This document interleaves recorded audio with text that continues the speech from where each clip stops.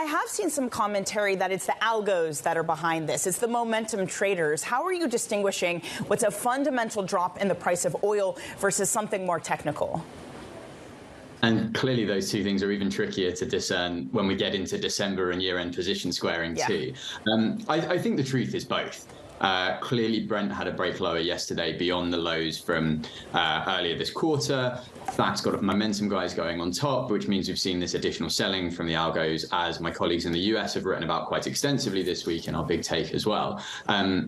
But the fundamental case for the reason crude has moved lower is a supply story. It's high exports out of the US, it's higher production in countries like Brazil and Guyana, and even in pockets of the North Sea. Norway's giant Johan Sverdrup field has been pumping at pretty strong levels. North Sea loadings in December were at a multi-month high. So there's all these small pockets that collectively are adding up to a pretty hefty chunk of supply. And most significantly, it's in the US. Now, we didn't see it in the US data yesterday because of the sort of peculiarities of US data. They had lower exports, but an extremely high uncertainty factor in that data. But if you talk to traders and analysts, the feeling is that this week and next, we're seeing exceptionally high and probably record US crude exports.